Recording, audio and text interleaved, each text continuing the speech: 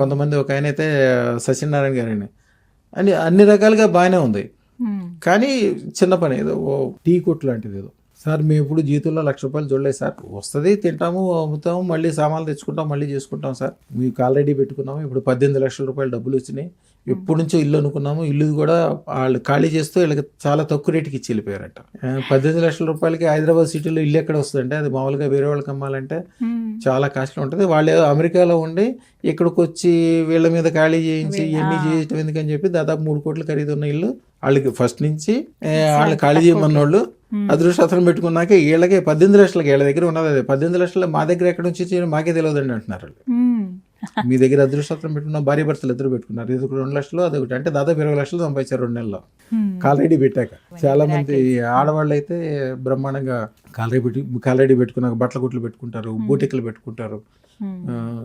ఎక్కడి నుంచో డబ్బులు వచ్చేస్తాయి. ఎంత పెట్టుకుందామని మనసులో అనుకుంటే చాలు, ఆ రోజు నుంచి స్టార్ట్ అవుతుంది.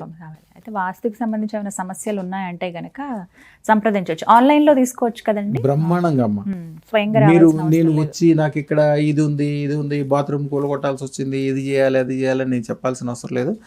ఏదన్నా కంపల్సరీ మార్చాల్సి వచ్చిందంటే నేను ఆన్లైన్లో చెప్పేస్తాను. అసలు అవసరమే రాదు. అదృష్టం ఉన్న చోట చెడే ఉండదు, కోటి సూర్యుల ప్రభావం దాంట్లో వెలుగు ఉంటుంది, ఇక చీకటి ఎక్కడ ఉంటుంది. వాస్తు అనేది చాలా చిన్న విషయం. ఆ చిన్న విషయం అనేది భూమి మొత్తాన్ని ప్రభావవంతం చేసే, అంటే మీరు ఎప్పుడైతే అదృష్టం పెట్టుకుంటారో గుండ్రంగా ఉన్న భూమి మొత్తం, గ్లోబ్ మొత్తం మీ చేతిలో ఉన్నట్టే.